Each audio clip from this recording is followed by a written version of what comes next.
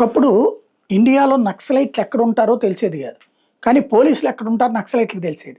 దాంతో బెదిరింపులా, మర్డర్‌లా, పోలీసుల్ని చంపడాలా ఇది చేసి వీరోచిత పోరాటం కింద ప్రొజెక్ట్ చేసేవాళ్ళు. అయితే రాజశేఖర్ రెడ్డి ముఖ్యమంత్రిగా ఉన్న టైంలో నక్సల్స్‌ని చర్చలకు పిలవడం, నక్సలైట్ చర్చలకు రావడం జరిగింది. మెయిన్ నాయకులందరూ ఆర్‌కే దగ్గర నుంచి అందరు నాయకులు చర్చలకొచ్చారు.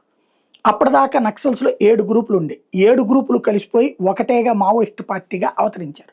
జనశక్తి అని చెప్పేసి, సిపిఐ, ఎంఎల్, న్యూ డెమోక్రసీ అని ఇట్లాంటి అనేక పేర్లతో ఉండేటటువంటి నక్సల్ సంస్థలన్నీ ఒక్కటైపోయి మావోయిస్ట్ అనేటటువంటి పేరుతో అప్పుడే ఎస్టాబ్లిష్ అయింది. దాంతో నక్సలిజాన్ని పెంచి పోషించాడు రాజశేఖర రెడ్డి అన్నారు. కానీ పోలీసుల్ని ఆ టైంలో వాడుకున్నారు.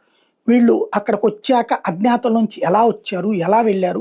వీళ్ళ వెనకాల ఉన్నోళ్ళెవరు? వాళ్ళు ఎక్కడెక్కడ ఉంటారు?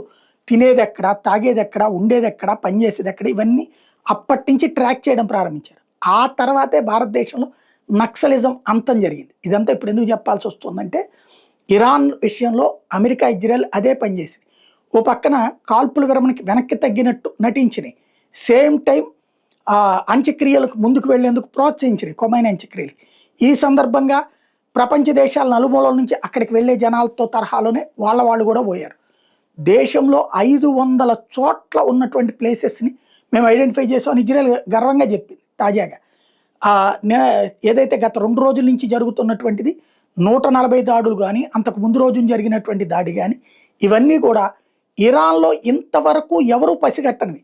ఇళ్ళు అనుకున్నారు, అపార్ట్మెంట్లు అనుకున్నారు, ఫ్లాట్లు అనుకున్నారు, వ్యాపారాలు అనుకున్నారు. నిజంగా చూస్తే అవన్నీ సైన్యం పరోక్షంగా నడుపుతున్నాయి.